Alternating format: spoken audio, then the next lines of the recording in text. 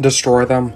Destroy them at once. We're continuing our look at the evolution of the Cyberman design with the next major version, that being the ones that you would have seen in an episode like Earthshock. I believe that was around the 5th and 6th Doctor. Don't quote me on that, I kind of get my doctors confused sometimes. But you definitely see a lot more of the DNA that would become the David Tennant, Matt Smith era Cyberman. You see a definite step away from still looking vaguely human to looking more and more machine. And a lot of that comes from you have a lot of years to redefine your ideas, and there's also the simple fact that they had a bigger budget at this point.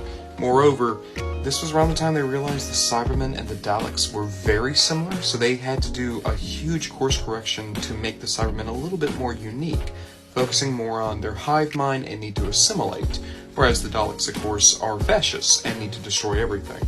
But that's enough about political satire in Doctor Who. Let's just talk about the Cybermen. From character options and their Doctor Who toy line, this is the Earthshock Cyberman. And he was part of the wave to build the Cyber Controller. Speaking of the Cyber Controller, hello Cyber Controller. Guess who I'm never going to be able to complete because the rest of this wave is ungodly expensive, but it's okay, I have a crotch and arm in his head. That's great.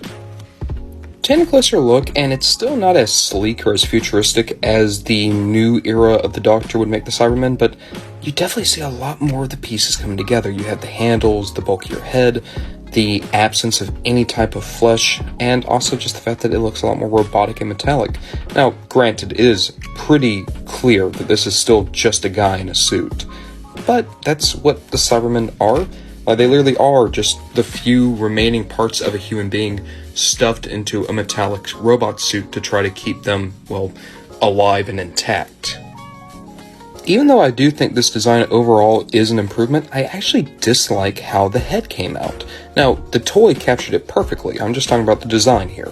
The original Cyberman had a very uncanny valley look. It's very unnerving. The new Cyberman looks like a more sleek, efficient robot. This guy looks bulky, and not in a good way. He looks as though he's a rush job robot. Bringing in his predecessor that we looked at last week, and I actually love how much of the details of the first Cyberman show up here in a lot more streamlined way. So like you have the handle still, right? Soulless black eyes. But even his big bulky chest thing, that's what that is, right there in his heart. All the tubes, right there. Like, everything that you find on this guy's design is here somewhere, just in a smaller, more subtle way. It's like looking at a prototype and then the 1.0. He's decent.